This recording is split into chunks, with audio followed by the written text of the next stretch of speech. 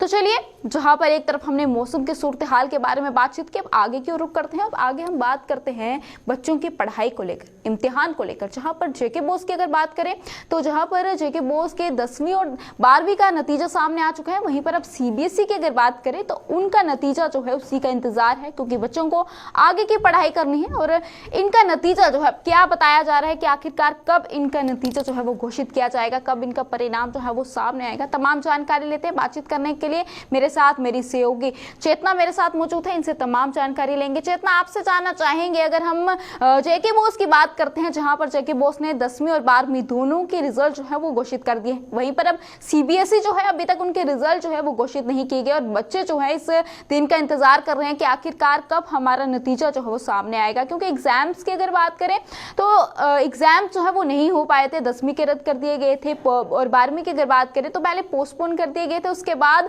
Formula बनाया गया था जिसके तहत जो है बच्चों को पास कर दिया जाएगा। तो अब बच्चों को इंतजार है कि कब हमारा नतीजा जो है वो सामने आएगा। तो क्या कुछ अपडेट निकलकर सामने आ रही है कि कब जो है 10वीं और 12वीं का नतीजा जो है वो सामने आएगा?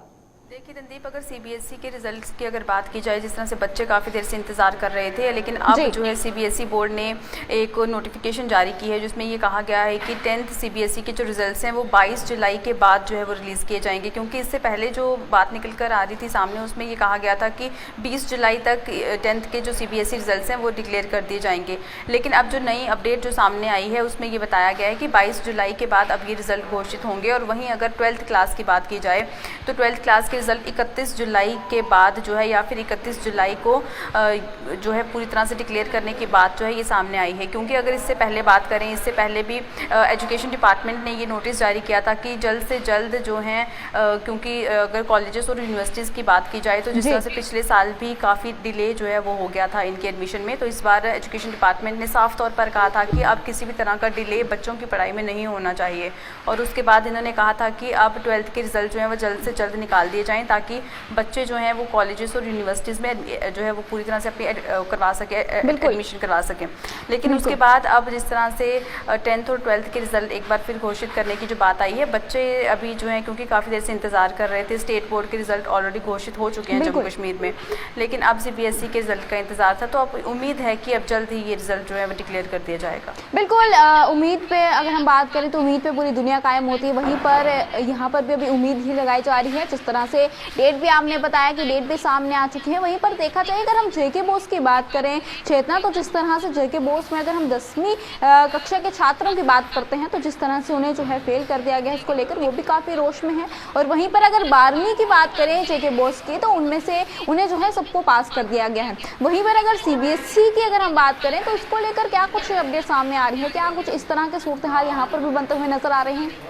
देखिए संदीप, अगर बात की जाए बच्चों की तो कोविड-19 की वजह से बहुत ज़्यादा इफेक्ट हुआ है। और जिस तरह से स्टेट बोर्ड की अगर बात की जाए जेके बोस की, तो जिस तरह से 10th क्लास के रिजल्ट आए, उसके बाद जिस तरह से इन्हें कहा गया था कि मास प्रमोशन मिल जाएगी आपको, जो 2 सब्जेक्ट के एग्ज़ाम जो आपने दिए हैं उसके बाद जो है आपको बाकी सब्जेक्ट्स में जो है आपको जो है आगे भेज दिया जाएगा। लेकिन उसके बाद जब रिज़ल्ट आया, उसके बाद क्या कुछ बच्चों के साथ हुआ और आज बच्चे अपने पेरेंट्स के साथ लगातार सड़कों पर हैं। तो यानी कि यहाँ से हम लोग देख सकते हैं कि एक जो लूप होल है एजुकेशन सिस्टम में, वो जो है यहाँ पर निकल कर सामने आया है। क्योंकि अगर यहाँ पर एजुकेशन डिपार्टमेंट पर भी पूरी तरह से सवाल उठते हैं, अगर बच्चों को एक तरफ से कहा गया था कि जो है अब आपको मास प्रमोट किया जाएगा, फिर उसके बाद क्यों इन बच्चों को फेल कर दिया गया।